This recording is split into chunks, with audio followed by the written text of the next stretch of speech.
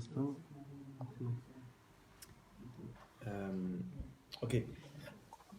Alors, dans la parachie de Bereshit, on nous raconte, il y a un passage intéressant, et de là on comprend plein de choses sur ce qu'on doit faire. Il y a marqué comme ça, Vechol siach hasadeh terem yeh baaretz. Alors, je vous place le contexte d'abord. Akadosh Baruch Hu, il vient de créer le ciel, la terre, les animaux, les plantes, etc. Maintenant, on nous dit qu'après, il a créé l'homme et tout. Et on nous dit, non, il n'a pas encore créé l'homme. On nous dit que toutes les plantes, tous les arbres fruitiers, tout ce qui est végétal, il y a marqué comme ça. Vechol siach hasadeh. Donc, tout ce qui est siach hasadeh, c'est les petits arbustes, etc. Terem yeh baaretz. Avant qu'ils sortent de la terre. C'est-à-dire qu'ils étaient là, Hachem les a créés, mais ils étaient en stand-by. Ils ne bougeaient pas. Ils étaient à la surface de la terre, ils ne poussaient pas. Vechol et sev hasadeh, tout ce qui est plantes, ok, plantes, donc les arbres et les plantes. Pareil, terem, itzmach, juste avant qu'ils poussent, ok. Hachem les a mis en mode où il n'y avait pas encore de. C'est-à-dire, il a créé, mais ils sont restés dans leur évolution, dans leur croissance, ils sont restés en arrêt. Et pourquoi? Dans le passage qui nous dit pourquoi. Kilo il me tire Hachem Elohim à l'arrête. Parce que Hachem il n'a toujours pas envoyé la pluie. Il n'a pas envoyé la pluie. Pourquoi? On nous dit la suite du passage, elle nous donne la réponse pourquoi. Vea Adam, Aïn, la vod et Adama. Parce que l'homme, il n'était pas là encore pour travailler la terre. C'est-à-dire quoi? Rachi vient, il nous dit c'est quoi ce passage là? Tu sais, Hachem il a créé tout, toutes les plantes, les arbres, les fruits, etc. Enfin les arbres fruitiers, les végétaux. Mais il les a laissés dans leur croissance, il les a stoppés. Et voilà, on attend quoi? La pluie. Ok. Et pourquoi il n'y a pas la pluie alors? On voit la pluie, il fait continuer le cycle de la vie. Non, pourquoi? Parce qu'il n'y a pas d'homme pour pouvoir travailler la terre. C'est quoi quel est le cause à effet là? On ne comprend pas le yan. Et Rachid, donc, il nous explique, il nous fait un peu d'ordre, il nous dit pourquoi. Parce que comme il n'y a pas d'homme pour travailler la terre, donc l'homme il ne peut pas voir, il ne peut pas comprendre comment ça se fait que ces plantes-là, elles n'arrivent pas à pousser. Et donc, il va arriver à déduction qu'il faut quelque chose, un ingrédient qui va les faire pousser. Lui, il ne sait pas encore ce que c'est. Et à ce moment-là, il va demander à Kadosh Baruch Hu, il va faire ce qu'on appelle une prière. Et à ce moment-là, Kadosh Baruch Hu, il pourra envoyer la pluie. C'est-à-dire qu'ici, tout est bloqué, le système du cycle de la vie, du monde, il est bloqué, parce qu'il n'y a encore personne pour prier. Et de là, on apprend que la prière dans le monde, écoutez bien, Kadosh Baruch Hu, il a fait un système où sans prière, rien ne se passe. On ne peut rien débloquer, on ne peut rien recevoir, on ne peut rien faire. Hachem, il a tout mis en stand-by, et qui c'est qui débloque? C'est nous, avec la prière. C'est-à-dire que quelqu'un, il veut avoir un enfant, il doit prier. Quelqu'un, il veut recevoir de l'argent, il doit prier. Chaque chose au monde, une personne, elle doit prier pour pouvoir recevoir. D'où on apprend ça? De ce passouk-là. Que Hachem, il a mis tout en stand-by. Pourquoi? Parce qu'il faut prier. Pourquoi tu dois prier? Pour la pluie. Maintenant, lui, imaginez-vous, Adam Arishon, il va arriver. Il va voir ça, il va comprendre un peu le principe. Il était racham, Adam Arishon. Il va comprendre le principe, il dit ok, je ne peux pas me nourrir de ça, ok, peut-être c'est de ça et tout. Il va commencer à travailler la terre, il va comprendre, il va lever les yeux à ciel, il va Ribono Shalom, mais comment ça marche? Aide-moi à trouver l'ingrédient, la chose qui pourra m'aider à faire pousser ces trucs-là, qui pourra me donner à manger. Et là, d'un coup, un orage, la pluie, il voit le truc, ok, il ne comprend pas, d'un coup, il voit que ça pousse. Il revient le lendemain matin, il a vu que ça pousse, etc. Il a compris, ok, j'ai compris que c'est la pluie qui fait truc, qui fait pousser. Et donc maintenant, je pourrais demander cette chose-là à Kadosh Baruch Hu. Donc maintenant, le passage qu'on comprend bien, on nous dit, tu sais, Hachem il a tout mis en stand-by, pourquoi? Parce qu'il n'y a pas d'homme. Et s'il n'y a pas d'homme, il ne pourra pas arriver à la conclusion qu'il faut prier, qu'il faut demander la pluie. Et donc il n'y aura pas de pluie, et donc c'est pour ça que tout est en stand-by. C'est-à-dire que tout le système du monde, il est basé sur une demande qu'un homme il fait à Hachem de recevoir ce qu'il a besoin, sur ce qu'on appelle la prière. Vous comprenez? Très bien. C'est-à-dire que maintenant, quelqu'un, il va recevoir sa parnassa, s'il n'y a pas de prière, il faut oublier. Il veut se marier, pas de prière, il faut oublier. Comment ça s'appelle? Il va avoir des enfants, tu pries pas, il n'y a pas. La santé, pareil. Chaque chose au monde, si la personne n'a pas prié, c'est en stand-by. Hachem, il a fait un système où, comme on dit à la fin, là, quand il a fini la construction, on fait ce qu'on dit au Kiddush. Asher bar Elohim, la sot. Tout le monde connaît cette phrase-là, ce qu'on dit au Kiddush tous les vendredis soirs. Donc c'est quoi Asher bar Elohim, la sot? Qu'Hachem, il a créé pour faire. S'il a créé, il n'y a pas besoin de faire. Vous comprenez Asher bar Elohim, point. C'est quoi la sot? C'est en trop. Qu'Hachem, il a créé afin de faire. Attends, si tu as créé, il n'y a pas besoin de faire. Si c'est créé, c'est fait. Il n'y a pas besoin de. Qu'est-ce qu'on va faire nous? Et de là, on dit quoi? Non. Hachem, il a tout créé en chantier. Toi, l'homme, tu dois venir maintenant construire. Donc Hachem, il a mis les pièces, il a mis un tracteur, il a mis du ciment, il a mis des briques, il a mis des trucs. Ok, toi, tu dois faire maintenant, tu dois construire le bâtiment. C'est ce qu'on fait jusqu'à aujourd'hui. Ok, que là-bas, il y avait les grandes Neshamot qu'il y avait à l'époque, c'était Abraham, Yitzhak, Jacob. Ça, c'était des bulldozers, il fallait faire les fondations du Ham Israël, etc. Nous, on est des petites Neshamot, on n'a plus la force de faire ce qu'ils faisaient. Ok. Nous, on fait les finitions, exactement. Le petit enduit là sur le truc. Le machin. Mais attention, ton bâtiment, s'il n'y a pas les finitions, il ne sert à rien. Il y a un fil qui pend, il y a des machins comme ça, il y a des fuites. Et des trucs. Ok, tu m'as fait une tour, 36 étages, mais personne ne va acheter. Pourquoi? Le mec qui rentre, il dit attends, mais il faut finir là. Attends, mais t'as vu ce que j'ai construit? Ok, colle la cabane, mais tu t'as bien compris, moi je peux pas habiter ici s'il y a des fuites, s'il y a des fils électriques partout. Il faut que tu me finisses le plafond, il faut que tu me donnes un peu de luminaire, un peu de truc, je sais pas, un petit coup de peinture, tu peux me laisser le mur, les plaintes comme ça et des trucs. Vous comprenez le système? Pareil, nous on est cette petite échamotte là qui finissent les dernières constructions du ce monde-là et on finit c'est-à-dire que nous on a autant d'importance que ceux qui avaient des tracteurs quoi. Abraham, c'était des sommités. Eux ils venaient, ils ont tout déblayé, ils ont fait le gros du travail. Nous, on est là, on est avec notre petit pinceau, mais ça ne veut pas dire qu'on fait. Hein. Sans nous, on ne peut pas amener le Mashiach. On a la petite touche finale qui va faire en sorte, ça y est, le binyan, le bâtiment, il est terminé, et le Mashiach, il arrive. On peut s'installer dans ce qu'on appelle l'ère messianique. Bekarov, donc maintenant, comment ça s'appelle? Ça, c'est le klal. Ce klal-là, on apprend qu'il n'y a rien au monde qui marche s'il n'y a pas une tfila.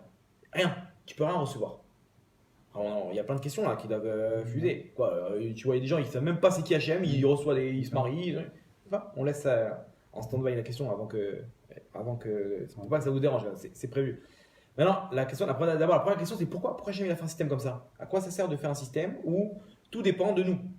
Donc, comme on a expliqué d'abord, pour pouvoir joindre l'homme à la création du monde, que maintenant il a mis ça entre les mains, c'est le pari fou qu'Hachem il a pris, de prendre une neshama qui est une partie de lui-même, de mettre dans un corps qui est une béma, un animal, et que maintenant, toi, tu vas pouvoir contrôler tes passions, contrôler l'animal qui est en toi, faire attention à ce que tu manges, et quand tu manges, attends d'abord, prends 2 secondes pour faire une bracha, et quand tu finis, maintenant, on va pas faire une sieste tout de suite, attends, fais une birkat Amazon, et machin. Le mec, tout le temps, il est obligé de contrôler sa nature. On dirait qu'on a fait un court-circuit. Comment c'est possible? Il n'y a pas d'équilibre entre les deux. L'homme, le corps, il veut quoi? Il veut simplement dormir, manger, jouer, etc. Comme un animal. Un animal, maintenant, comment ça s'appelle? Il a besoin de manger. Il n'y a pas de pitié. Il va attraper je sais pas, un zèbre, un lion, il va le massacrer. Pourquoi? Un homme, non, il peut avoir la pitié, etc. Ça, c'est la neshama. Il peut se contrôler. Il y a des gens qui leur neshama, elle est mise de côté un petit peu. Mais le but, c'est d'arriver à contrôler son. Ça, c'est le pari qu'Hachem a fait. Comment? Par l'intermédiaire de la construction de ce monde-là, qui est les mitzvot, qui est le contrôle de soi-même, en 2 mots, hein, si on peut résumer. Et pourquoi Hachem a fait ça aussi? Tout simplement parce qu'Hachem il veut toujours établir un contact entre lui et nous. Comment? La tfila. De la même manière que moi, quand je passe des coups de fil à ma femme pour savoir si tout va bien, machin, etc. Pareil, à Akadosh Baruch Hu, il dit tout le temps on garde contact. Voilà, c'est comment? Eh bien, je vais faire en sorte que tu pourras recevoir que par ce contact-là, qui est la tfila. Si jamais, c'est comme un père avec son fils, il veut, comment ça s'appelle? Il veut tout le temps que son fils y vienne. Donc, il ne va pas lui donner d'argent de poche 2000 shekels dans le mois. Et il dit bon, voilà, je te donne 2000 shekels, t'es tranquille maintenant. Non, moi je veux tout le temps que tu viennes, tu me racontes comment ça va, raconte-moi, qu'est-ce qui se passe. Ah ouais, ah bon, machin, etc. Donc, qu'est-ce qu'il fait? C'est quoi l'astuce? 50 shekels par jour. Tu prends 50 shekels, demain tu as besoin, tu reviens me voir. Et le mec, toujours, il revient, etc. Le petit, il revient tout le temps, etc. Pourquoi le père fait ça? Mais lâche-moi le truc directement. Pourquoi? Pour que tu puisses venir tout le temps. Tout le temps. C'est-à-dire quelqu'un qui voit qu'il a tout reçu d'un coup, c'est qu'Hachem lui dit bon, pas besoin de ta présence. Quand tu feras tu me tiendras au courant. Mais sinon, Hachem, il a fait un système où tout le temps on doit rester en contact avec lui. C'est le but. Imaginez-vous le cadeau. Imaginez-vous Akadosh Baruch Hu, le roi du monde. Celui qui a créé tout ce monde-là, les étoiles, les milliards de trucs, de machins, des milliards d'espèces, de comment ça s'appelle, de plans, de couleurs, de climat, de goût, des étoiles, tout ça, rien que tu vois, je sais pas, j'ai vu une image des chutes du Niagara. Je me suis rempli de crainte de Dieu. Pourquoi? Parce que tu vois comment c'est un truc énorme. Tu vois la mer comme ça, qui se fait aspirer comme ça dans le vide. Tu vois des chutes comme ça, tu vois la grandeur de la chose. Puis imagine-toi l'artiste, la force d'Hachem. Tu vois un ouragan comme ça, tu vois un séisme ou un truc, tu vois comment tout tremble. Même pas l'orage, tu entends l'orage. Imagine-toi, ça c'est que le. Comment ça s'appelle? C'est des serviteurs d'Hachem, ça c'est Hachem. Imaginez-vous, quand tu penses à Hachem maintenant, quand on ces choses-là, que c'est lui qui crée tous ces trucs-là, imagine-toi la force qu'il a, la grandeur, la puissance. D'un coup, tu as envie de te mettre petit, quoi. Tu dis, ouais, attends, c'est incroyable. Et donc, tu te dis, quoi? Il a choisi, Hachem, il a un besoin que je sois tout le temps à côté de lui, à lui parler, à demander ce qu'il faut, etc. C'est-à-dire que, vous avez compris ici, la prière, c'est pas parce que, genre, c'est comme ça, quoi, c'est donnant-donnant. Tu viens. Non, c'est juste qu'Hachem, il veut qu'on soit avec lui, il veut créer un lien, et il trouve une excuse il te manque maintenant la parnassa, ou la santé, ou truc, ou machin, etc. Pour. Il trouve un scénario pour que tu puisses avoir de quoi prier, montrer ton visage. Imaginez-vous le truc, c'est tout. Et créer de là une aventure où tu vas, comment ça s'appelle, toute ta vie, tu vas rencontrer Hachem, tu vas voir comment, tu vas voir que tu as prié, on t'a répondu, tu vois, quoi? J'ai prié, j'ai reçu. C'est-à-dire Hachem, il est venu, il a réuni un bête en haut, il a pris mon cas, il a pesé le pour, le contre, machin, etc. Non, on lui donne. Et comme ça, il s'est battu pour moi, etc. C'est fort, c'est-à-dire, tu vois, la chose, quand tu l'as pas, tu pries, tu la reçois, t'as pas le même contact avec Hachem qu'avant. Vous comprenez? Donc ça, c'est ce qu'il a fait Hachem. Maintenant, le Yerushalmi dit comme ça, il dit mieux que ça. Le Yerushalmi nous dit, dans la Gemara, dans Brachot, il y a deux chasses. Chasse Babli, chasse Yerushalmi. Et il y a la Maseret Brachot dans le Yerushalmi. C'est un autre chasse. Là-bas, il dit que toutes les étoiles qu'Hachem il a créées, etc., c'est la distance qui nous sépare d'Hachem. C'est-à-dire qu'il faut comprendre, il y a plusieurs cieux, il y a plusieurs mondes. Nous, on est dans le monde de la Asiya, le monde des actes.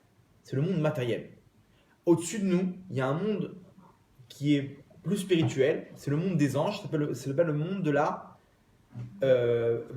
Yetzira. Yetzira. Au-dessus, Bria. Au-dessus, Atzilut. Et il y a encore un monde qu'on n'a pas le droit de parler de lui. C'est là-bas où il se trouve, et même pas. Il y a marqué là-bas dans la Gemara que de chaque monde, un ange qui appartient à un monde, s'il se rapproche quelques mètres au-dessus de l'autre monde, il brûle tellement que là-bas, la Kedusha, la sainteté, elle est énorme. Parce qu'on se rapproche de plus en plus d'Hachem. Le troisième monde, c'est là que se trouve le trône céleste. Hachem, il n'est pas encore là-bas. C'est son trône qui est là-bas. C'est bon, il ne faut pas s'imaginer, hein, c'est des trucs, des idées, comment ça s'appelle, pour que tu comprennes toi avec ce que tu connais ici, ce que ça veut dire comme de manière spirituelle. Mais là-bas, il n'y a pas de matériel. Il n'y a pas une chaise avec Hachem. Ouais. Là-bas, il y a des anges, que là-bas, ces anges-là, ils se rapprochent du trône. Il y a marqué, la Gemara ramène là-bas dans Chagiga, que quand les hommes en bas, ils disent Kadosh, Kadosh, Kadosh, Hachem Sevot, toute la phrase qu'on dit dans la Kedusha, en haut, les anges aussi disent Kadosh, Kadosh devant Hachem. Maintenant, maintenant, eux, les anges, ils ont trois paires d'ailes.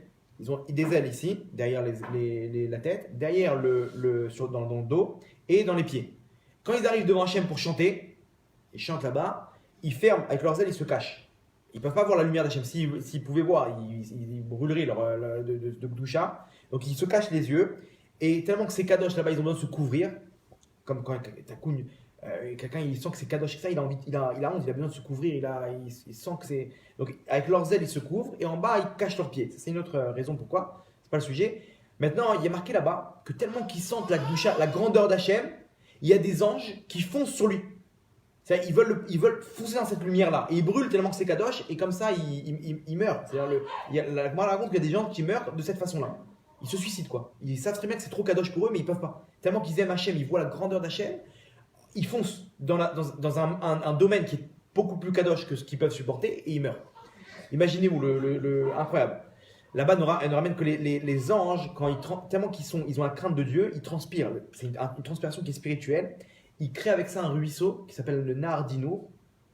Et que là-bas, les Neshamot, quand elles sortent de ce monde-là, ceux qui ont droit au Gan Eden, elles se trempent là-bas dans ce ruisseau-là, qui est une très très kadosh. C'est un truc qui descend des anges, etc. Et elles se purifient de toutes les avérotes qui ont été faites, etc. Sa Neshama, même s'il a fait des avérotes, etc., elle ressort toute neuve. Et après, il peut rentrer au Gan Eden sans défaut, sans rien dans sa Neshama. Bon, bref. Tout ça pour nous dire quoi? Combien, pour arriver jusqu'en haut Hachem, Laisse tomber. Nous, on ne peut même pas s'approcher de ça. Mieux que ça, c'est que aujourd'hui, on sait quelle est la distance qui nous sépare des dernières étoiles. Et encore, plus ils développent les télescopes, plus ils voient qu'il y a encore des étoiles, etc. Elles sont où ces étoiles? Elles sont à des milliards d'années-lumière de là où on se trouve. D'accord? Des trucs avec des 36 zéros derrière. Ok.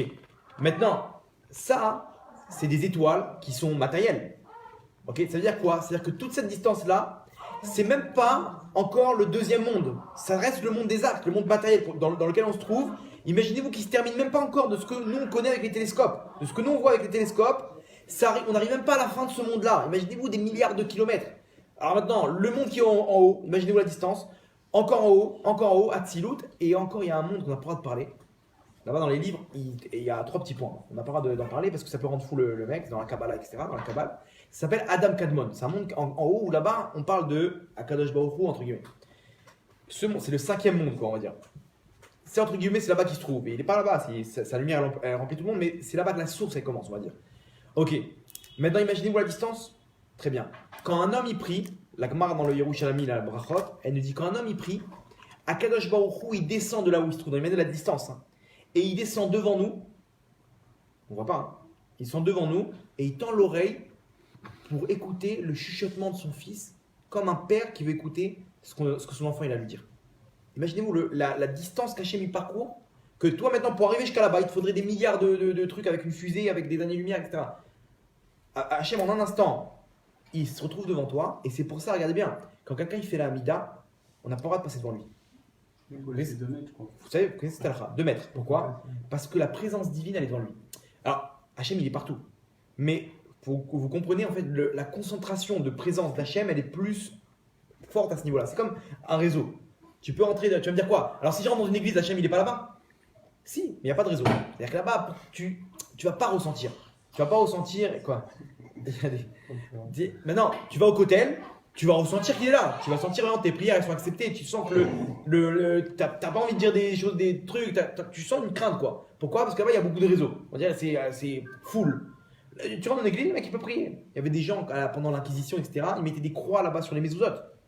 Imaginez-vous, ils ont fait une mezouza, ils rajoutaient là-bas les 2 trucs pour faire une croix, et là-bas comme ça, ils gardaient la mezouza dans la maison, mais ils montraient genre qu'il voilà, on a fait une croix. On a fait un. Imaginez-vous la quoi, Hachem il est pas là-bas. Une croix c'est terrible, le mec il met une croix dans sa maison, toute la bracha s'en va. Hachem c'est sûr qu'il est là-bas, parce qu'il prend en compte, mais le degré il est moins important. Maintenant là-bas, quand un mec il fait une amida, le degré de concentration, enfin la concentration de présence divine, elle est tellement élevée que ça sourd de passer devant lui. T'as pas le droit de passer devant quelqu'un qui fait l'amida. Imaginez-vous la force de la chose, ce qu'on est en train d'expliquer. On te dit le roi du monde, il est devant toi. Il peut être devant moi, devant toi, etc. Devant tous les mitpalélim, devant tous ceux qui prient. C'est pas un problème parce que je peux être l'acteur principal et toi aussi. Pour Hachem, il n'a pas de. C'est-à-dire qu'il peut faire. Ou moi, je suis l'acteur principal et tous ces acteurs secondaires. Et pareil pour toi. Maintenant, ce qu'il a avec toi, il est avec moi parce que toi, tu es relié à lui, lui, il est relié à toi, et toi, tu es relié à lui, etc. Donc, c'est un peu. Nous, on ne peut pas comprendre parce on réfléchit avec un cerveau humain. Imaginez-vous que lui, il peut être unique il peut nous considérer comme unique pour chacun d'entre nous. C'est-à-dire, on est unique pour lui, pour chacun. C'est-à-dire, il y a pas de. Chacun, il a son histoire, c'est lui l'acteur principal, etc. Pour Hachem, il n'y a pas de problème. Nous, on ne peut pas comprendre parce que nous, on ne peut pas penser on peut pas avoir 2 pensées en même temps, etc. Mais Hachem, il n'y a pas de problème pour lui. Maintenant, imaginez-vous la puissance de la tefila. La force de la tefila, quand tu commences ta tefila, tu chuchotes dans l'oreille d'Hachem. Un mec qui ne peut pas passer devant toi. Toi, tu peux pas. Il y a quelqu'un qui est devant toi, qui a prié comme ça. Tu t'arrêtes. Il y a un mur devant toi. Tu ne peux pas passer. Tu ne peux pas passer parce qu'il y a un mur.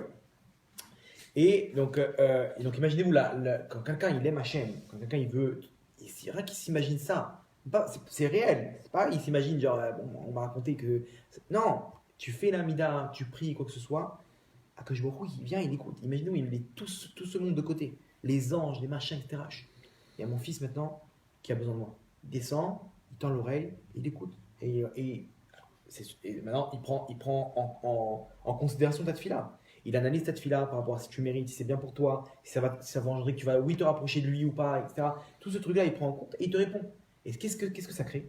Ça crée un lien. Parce que moi maintenant, quand j'ai quelque chose, je vais parler avec Hachem. Il va me répondre dans la journée. C'est un dialogue. Moi, je parle, lui me répond sur le terrain. Vous comprenez? C'est-à-dire quoi? Même s'il ne m'a pas répondu à ma tefila, il va me montrer comme quoi c'était pas bien pour moi. Vous comprenez? Alors maintenant, comment ça s'appelle c'est sûr qu'il y a chaque tefila, vous allez me dire, ouais, mais on prie, ça met du temps. Moi, des fois, j'aimerais bien qu'ils me répondent sur le terrain, mais on voit que ça prend du temps. Alors, faut savoir que chaque tefila, elle a un prix, elle a un tarif. On va y venir à la question qu'on a posée sur le fait qu'il y en a qui ne prient pas, qui débloquent des choses. Maintenant, chaque tefila, il faut savoir qu'elle a un tarif. C'est-à-dire quoi? C'est sûr que si quelqu'un, il veut demander quelque chose d'énorme, ok? Il veut devenir un grand sadique, ou il veut, je sais pas, il dit Hachem, tu sais quoi? Je veux que tu me rendes quelqu'un de très riche. Je puisse faire des dons, monter une synagogue, une yeshiva, des machins. Toi, tu demandes quoi? Tu demandes de pouvoir maintenant te remplir les poches de mitzvot. C'est pas comme ça. C'est-à-dire, tu comprenais que quelqu'un il demande d'être un grand sadique. Ça va pas se faire en un clin d'œil. Ok, d'accord, Nbaya. C'est pas ici, Hachem, il a besoin que tu lèves les manches quand même, il y a un travail. La tefila, elle va te permettre de débloquer les choses plus facilement. Mais ça va pas débloquer. Maintenant, le mec qui veut se marier avec une sadéquette, il va argumenter, etc. Et ça, on te dit, sache un truc. C'est de voir, qu'est-ce que tu veux comme femme? Tu veux une sadéquette? Tu veux quelque chose comme ça? Ok. Donc, tu as mis la barre haute. Par rapport à ça, il faut que tu fournisses en tfilote, en quantité et en qualité. Pas le mec, il a envoyé une tfila et il se dit, bon, voilà, bah, j'ai prié. J'ai prié. Hein. Moi, j'ai fait mon. Non, repris. Pourquoi? Parce que si tu as demandé quoi? Tu as demandé quelque chose de grand. C'est sûr que des petits trucs banals comme ça, c'est bien même de prier pour ces trucs-là. C'est répondu tout de suite, mais des grosses choses. La personne a pris pour ça, pour pouvoir, surtout pour réaliser des mises-voix, etc. Ici, il faut que tu argumentes. On raconte comme ça sur comment ça s'appelle, quand ça on raconte. La Torah nous dit que Moshe, il a dû prier 515 filotes. Et Hachem, il lui a dit là-bas, stop. Pourquoi stop? Encore une fila, et c'était bon. Alors, si c'est bon, si Moshe, il savait ça, pourquoi il n'a pas prié? De là, on te dit quoi? On te dit que 515 tfilas, 516 tfilotes, c'était le tarif qu'Hachem il a fixé pour que Moshe puisse débloquer de rentrer en Israël. Vous connaissez l'histoire, il ne pouvait pas rentrer en Israël, il a dû prier, etc. Il y a marqué qu'il va être Hanan, là-bas vous faites la gematria, c'est 515. De là, les Ramim nous dit il a prié 515 tfilotes. Il allait faire la 516e, Hachem lui a dit stop, Ravlach. Pourquoi? Parce qu'encore une et j'accepte ta prière. Nous, alors vas-y. Non. Moshe a dit bon, Hachem il veut pas, il sait mieux que moi pourquoi. Mais ici, s'il avait prié, il aurait pu changer. Un mec qui peut changer toute la nature, même son tikkun n'était pas d'entrer en Israël, Moshe Rabbeinu. Mais s'il avait prié le tarif qui était fixé pour changer toute la nature de sa neshama, ça aurait marché. Ce qu'Hachem il a prévenu, il a dit je t'en prie. De toi, moi, tu sais très bien qu'il y a des comptes en haut, etc. Et on va pas rentrer maintenant dans un sujet à part. Mais ne prie pas encore. Pourquoi? Parce que ça aurait pu marcher. Ici, le tarif était 516. 516 tfilotes, tu rentrais. Maintenant, c'est pas 516 fois qu'il a dit Hachem, je t'en supplie, fais-moi rentrer en Israël. Hachem, je t'en supplie. C'est pas non. Comment ça marche? Je vous explique comment ça marche. Ici, il y a chaque tfila, il faut qu'elle soit différente de l'autre. Comment on dit? Par exemple, quelqu'un, il veut avoir un enfant. Il y a des gens comme ça, des fois, 1 an, 2 ans, 3 ans, ils n'arrivent pas. Maintenant, pourquoi? Hachem, il fait réparer sa véro, etc. Maintenant, si Hachem, il a fixé que si jamais il prie, on va dire 204 tfilotes, c'est bon. Ça peut prendre 2 mois, comme ça peut prendre 15 ans. Alors comment ça marche, ce tarif-là? Je vous explique. Une tfila, elle est différente d'une autre dans le contenu de la tfila. Ça veut dire quoi? C'est-à-dire que si maintenant moi je trouve un argument à Kadosh Baruch Hu pour qu'il me donne un enfant. C'est-à-dire quoi? Quand on s'imagine qu'Abraham il priait pour avoir un enfant, il ne demandait pas parce qu'il voulait, il avait envie de l'ambiance à la maison. Ça y est, ils sont tous les deux à la maison, Abraham et Sarah. C'est relou quoi. On aimerait bien un petit peu d'ambiance comme ça, les enfants qui courent partout à la maison. Non, lui il disait à Hachem, je veux un enfant. Pourquoi? Pour continuer ce que j'ai construit dans le monde, dévoiler ton nom. J'ai montré au monde que ça y est, la Vodazara c'est des bêtises et qu'il faut servir un Dieu, etc. Qui c'est qui va prendre la relève? Si j'ai pas d'enfant, qui va pas avoir dans ses veines cet ADN que j'ai construit en moi, eh ben, comment? C'est pour toi que je veux un enfant, c'est pas pour moi. Ok, premier argument. Deuxième argument, ça c'est une fila. Maintenant, ça peut être dans la qualité aussi. Où est-ce que tu pries? Imagine-toi par exemple, tu as prié après une grande mitzvah. Vous savez que quand on fait une mitzvah, Hachem est tellement content qu'il y a comme si c'est un etratson, c'est un moment dans le ciel qui est ouvert. Donc quand je prie à ce moment-là, même si j'ai fait une phrase, eh ben, c'est considéré comme une autre fila. Deuxième. Maintenant, si je peux être dans une tombe d'un tzaddik. Maintenant, c'est les mêmes paroles, mais ici, la qualité, elle est que je viens avec le srout de Rabbi Shimon Bar Yochai, par exemple. Donc, c'est encore une troisième fila. Les arguments, les machins. Ou ça peut être dans Stam. Je suis maintenant devant les Nérodes de Shabbat, encore, c'est une quatrième. Vous comprenez le truc? Ici, le mec, il doit bombarder dans tous les niveaux. Il prie la tfila, dans la mida. Maintenant, même si lui, à l'intérieur, dans la façon dont il prie, même s'il a dit les mêmes mots, c'est encore une autre tfila. Il a pleuré quand il a dit la tfila, ou quand il a fait cette tfila. Ou maintenant, il était plus en mode, on va dire, il en avait marre, quoi. Vraiment, il priait en criant, limite. Encore, c'est un autre style de tfila. Chaque fois, c'est un autre. Là-bas, Hana nous ramène la Gemara dans Brachot, que Hana, la mère de Shmuel, pendant des années, elle n'arrive pas à avoir d'enfant. Et là-bas, la Gemara nous ramène tous les arguments qu'elle disait à Kajbaru.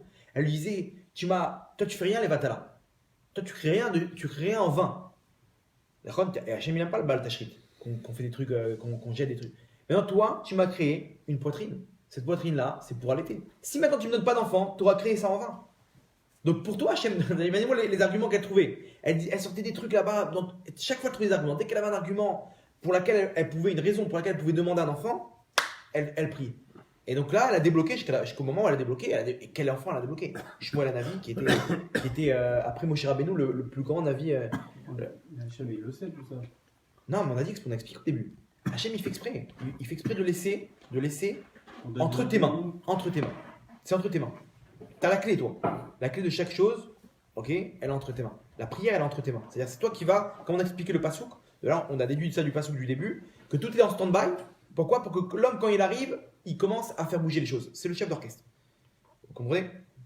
Hachem, il a mis les musiciens en place, et toi, tu es le chef d'orchestre. Tu peux faire une très belle symphonie, et tu peux faire un truc aucun rapport. Tout dépend d'un homme. Celui qui a le petit bâton là-bas, tac, tac, il envoie, lui, tais-toi, commence, machin, tac, tac. Il met tout en place. L'homme, c'est pareil. Comment? Avec sa bouche. Il demande, il truc, machin. Pourquoi? Pour faire. C'est comme on a expliqué au début. Ok. Maintenant, dans les 515 filotes, les arguments que tu fais, ils vont débloquer comment ça s'appelle, la tfila selon le tarif qui a été fixé. Le tarif qui a été fixé par rapport à ce que tu demandes. Tu demandes un petit truc, 2-3 tfilotes, c'est réglé. Quand quelqu'un il vit au jour le jour, il a un rendez-vous maintenant, etc. et tout, il prie avant ça, il voit sur le terrain, il voit la récompense de ses fruits. Donc il y a une vraie communication. Mais ça c'est sur le court terme. Sur le long terme, il y a des grosses choses que la personne elle veut débloquer. Et ça, comment ça marche? Selon ce qu'on a expliqué. Il y avait une histoire comme ça hyper belle sur un couple qui n'avait pas d'enfant. Ils ont tout essayé. Et les tfilotes, ils sont partis voir des rabbinim, des machins. Parce que même quand tu vois un rab, il te fait une prière pour toi. Ok, c'est encore une autre tfila qui se rajoute dans la chose. Et la mesure aussi dans laquelle elle est faite, la tfila. Si c'est quelque chose qui est fait avec intensité, etc. Il y a derrière une mitzvah qu'on a expliqué. Maintenant, ils n'arrivaient pas. Et après 13 ans, ils sont partis voir un médecin qui leur a dit que ça ne sera sûrement pas possible, etc. en Israël. Et ils sont partis voir un rav, et le rav leur a dit n'écoutez pas les médecins. Il faut écouter le médecin, mais le médecin, il est par rapport à ce qu'il te dit au niveau professionnel. S'il vient et te donne il n'est pas là pour te désespérer. Lui, il te dit écoutez, je pense, selon ce que je vois, qu'il y a de fortes chances que vous n'ayez pas d'enfant. Mais ne viens pas te dire c'est mort. T'as pas le droit de venir d'expérience. On est mal parti, il y a de fortes. T'as le droit d'annoncer à la personne, mais ne viens pas. Ici, il y a des médecins, ils n'ont pas de tact. Ils viennent, il n'y aura pas d'enfant. C'est vrai, voilà. Ils devraient faire un cours, ils devraient faire un truc de psychologie. Les mecs, parce que des fois, c'est dans la tête. Le truc. Le bonhomme, il peut rester malade parce qu'on l'a fait comprendre que c'est fini. Il n'y a plus rien à faire, etc. Non, t'es là pour me soigner. Tes commentaires, on s'en tape. Tu viens me dire le nombre de chances selon ce que tu as évalué, mais ne viens pas me dire que toi tu as décrété qu'il n'y aura pas. Parce que tout est possible, il y a des cas comme ça. Et combien de miracles de la médecine? Il y a des classeurs entiers où ils classent miracles. Il y a marqué quoi dessus? Miracle de la médecine. Des choses qu'ils ont eux évalué que c'était pas possible, mais donc ça c'est considéré comme un miracle. Maintenant, généralement, en plus, entre nous, lui il va pas se mouiller. Il va pas te dire que ça peut marcher ou dans la mesure où ça marche pas et c'est sa réputation qui prend un coup et derrière c'est les assurances et trucs et il perd il a perdu tout quoi. Donc lui il préfère être pessimiste comme ça il n'a pas de problème. Ça marche si ça marche tant mieux. Il est tout gagnant quoi. Il est tout bénef. Pourquoi? Parce que si ça marche, son nom il grandit, il augmente dans sa réputation. Si ça marche pas, il s'est pas mouillé. J'ai annoncé que c'était mort donc vous comprenez. Donc maintenant. Le Rav il a dit ma pitom, ce qu'il dit les médecins, tu lui dis kol hakavod, juste donnez-moi le diagnostic. Et je peux tenter comme ça, etc. Ok, c'est tout. Il n'y a pas. Là, le médecin lui a dit c'est mort, il n'y a pas. Bon, ils sont partis voir le Rav. Qu'est-ce qu'on fait? Il dit, ben, faut prier. Faut prier, il y a que ça. Il n'y a rien à faire d'autre. Tu demandes à celui à qui appartient la vie. D'accord? Qui c'est qui donne la vie? Hachem. Hachem, il peut très bien décider de te donner la vie à un enfant, quoi. Puis la Gemara, elle ramène qu'il y a, dans Tanit, là-bas, la Gemara, elle ramène que... c'est arrivé hier. La Gemara ramène il y a trois maftechot, trois clés, qu'Hachem, il a donné à aucun envoyé. Aucun envoyé, aucun ange pour débloquer les tfilotes. C'est-à-dire, toi, tu pries. Maintenant, Hachem, qu'est-ce qu'il fait? Il a vu ta prière, il prend un ange. Ok, viens ici, donne-lui ce qu'il a besoin. Il y a trois clés qui vont débloquer des tfilotes, ce que tu t'as demandé dans les tfilotes, que c'est Hachem en personne qui le fait. C'est quoi? C'est, premièrement, comment ça s'appelle? La Triatametim. Triatametim, c'est entre les mains d'Hachem. Quand Hachem il va arriver, il est mort, c'est lui-même qui va venir. Deuxièmement, la Parnassa. Parnassa, c'est Hachem en personne. Et troisièmement, l'enfant. Un enfant, c'est Hachem en personne qui vient et la personne, selon ce qu'elle prie, Hachem qui vient donner l'enfant à la personne. Il n'envoie pas un ange, dire c'est bon, telle personne, tu lui donnes un enfant. Non, c'est lui-même. C'est-à-dire qu'imaginez-vous, quelqu'un Hachem, il a choisi. C'est pour ça que tous nos pères, nos avos, Abraham, c'est ça leur épreuve. C'est une épreuve où Hachem, c'était en lien direct avec Hachem, pas par un intermédiaire. Et là-bas, Sarah, elle avait dû. Et toutes, Sarah, Rivka, Rachel et Léa. Parce que même Léa, il y a marqué Hachem, il s'est rappelé de Léa. Ça veut dire que là, elle n'avait pas de comment ça s'appelle? Elle avait pas elle était stérile. Ok, maintenant, donc, ils ont dit prier. Ils ont commencé à prier. Et là-bas, ils ont arrêté tous les diagnostics. Ils ont dit, tu sais quoi? On va arrêter de penser de mettre ça entre les mains des médecins. On a fait ce qu'il faut, ils nous ont découragés, etc. On va mettre ça entre que les mains d'Hachem. On va tenter le coup. On va arrêter tous les traitements, tous les trucs, et on va mettre ça entre les mains d'Hachem, netto. Rien d'autre. On se dit, c'est Hachem qui fait tout. Au fond de nous, on espère qu'il y a un nouveau médecin là-bas qui va nous aider. Donc, on a un peu notre confiance en lui. Et on veut tout mettre en Hachem. Donc, ils ont tout arrêté. Et ils ont pris, le mec, il a pris une semaine de vacances. Il a dit à sa femme, on va faire le tour des Kivrei Tzadikim. On va aller dans le nord là-bas. Rabbi Shimon Bar Yochai, tous les Tzadikim. On va faire comme ça, les principaux, quoi. Parce qu'il y en a une tonne. Et on va faire là-bas prière sur prière et on va bombarder pendant une semaine. Ils ont pris une chambre d'hôtel dans le nord et là-bas, ils avaient une liste. Ils enchaînaient prière sur prière dans chaque kever. Ils avaient des sacs à dos de Nerot, de trucs. Et ils ont fait une expédition tfila. Maintenant, ils ont fini et ils rentrent dans leur chambre sur la route comme ça pour rentrer. La femme, elle est détruite, ça y est, ils ont pleuré toutes les larmes de leur corps. Imaginez-vous les tfilotes, les machins.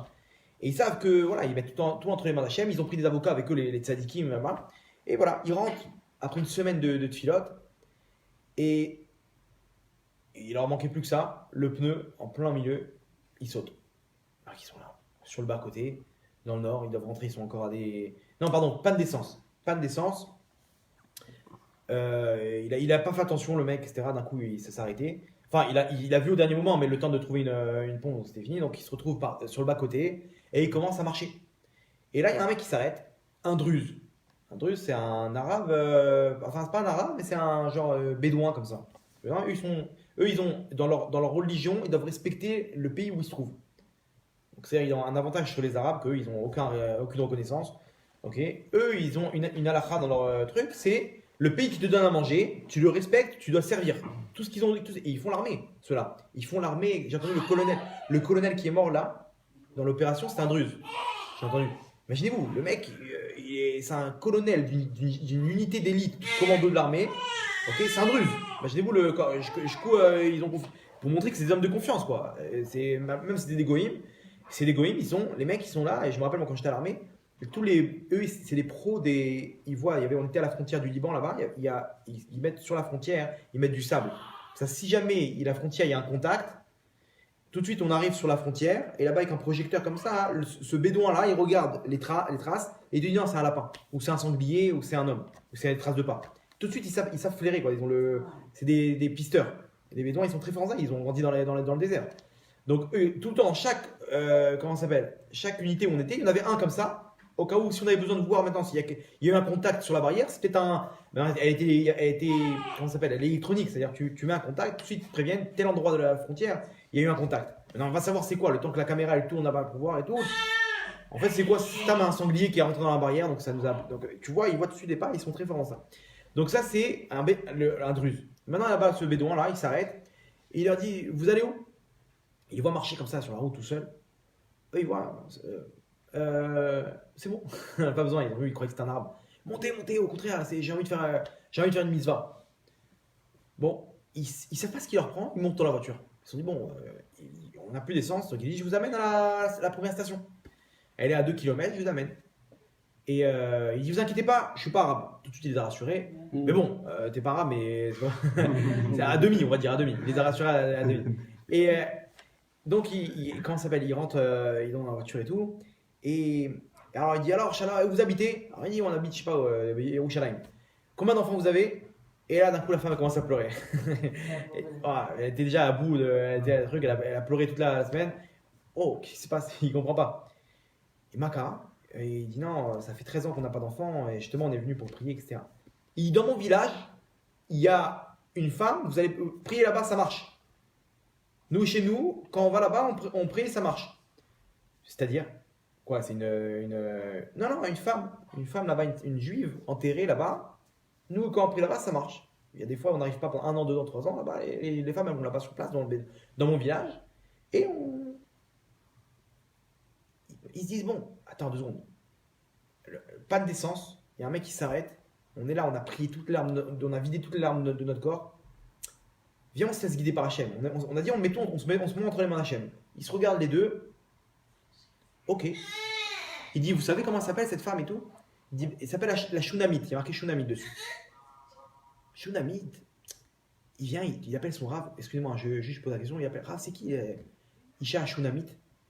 Le Rav, il dit: Ah, tu sais, c'est là. Je vous raconte l'histoire. Elisha, c'était l'élève de Eliyahu Hanavi.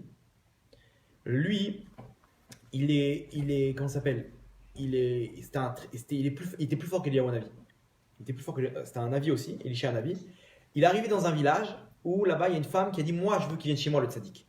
Elle lui a fait là-bas un grenier où il pouvait monter avec une échelle, avec des escaliers. Et là-bas, c'était sa chambre. Elle lui préparait, ils n'avaient rien à manger. Lui, elle et son mari. Elle lui préparait là-bas de quoi manger, etc.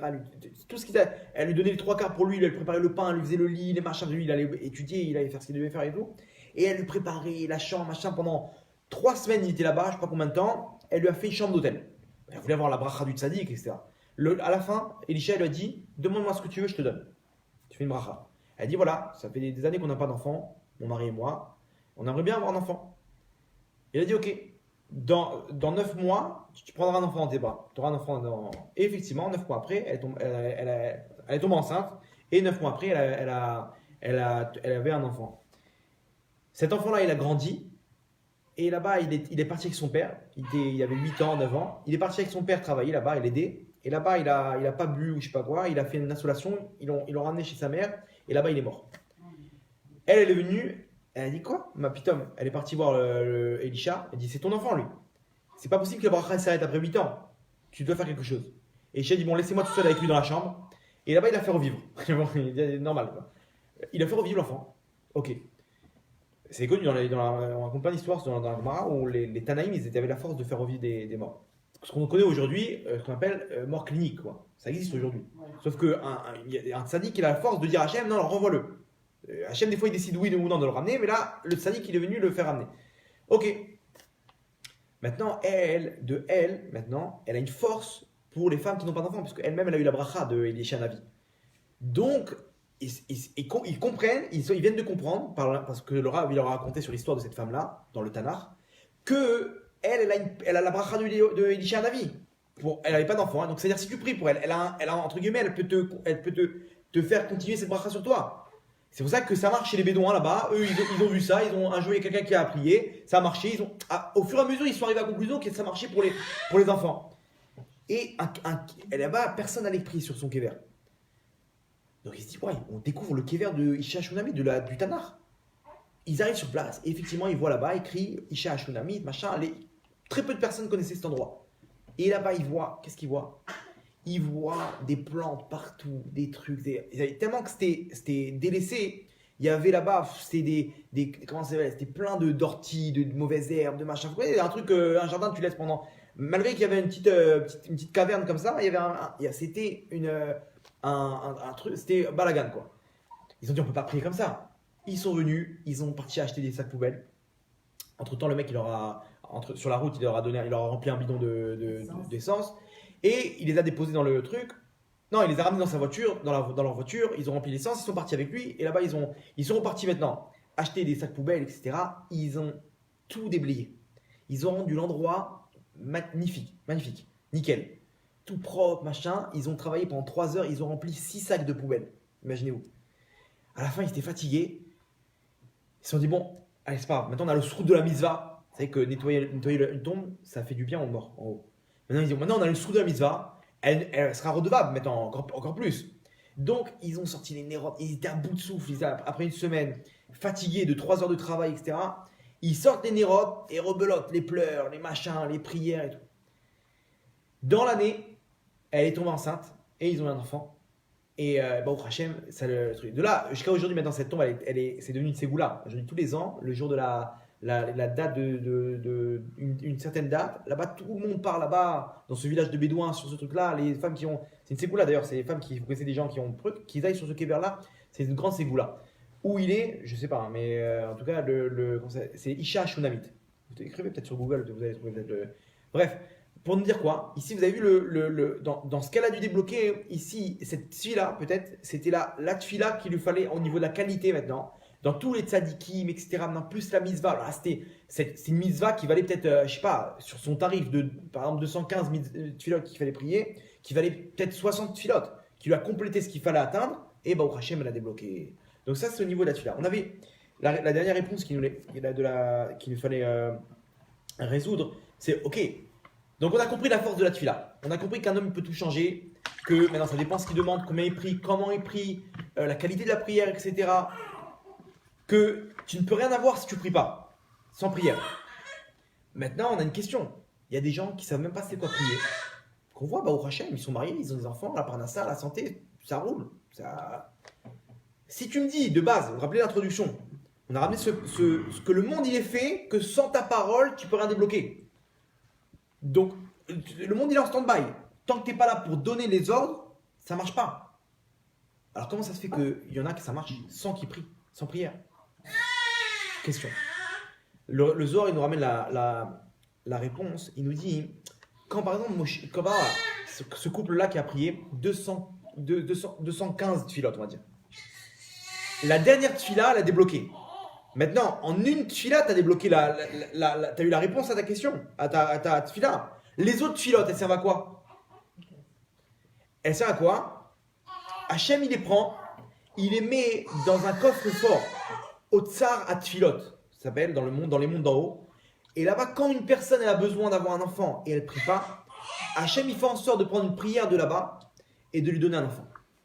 Vous comprenez? C'est-à-dire quoi? C'est-à-dire que non seulement cette femme-là, elle a prié, ces couples-là, ils ont prié pour avoir des enfants, mais après 120 ans, ils vont voir quoi? Qu'ils ont peut-être, donc s'ils ont prié 215 fois, la 215e, elle a débloqué, 214 autres fois, elles ont permis à d'autres enfants de venir au monde sans que les parents, ils ont prié là-bas. Et comme on a dit que tout marche par la prière, donc ce que tu as reçu, c'est par la prière d'une autre personne. Donc c'est-à-dire quoi? Cet enfant qui est né, tu as des actions dessus. S'il fait des mitzvot, tu prends des parts.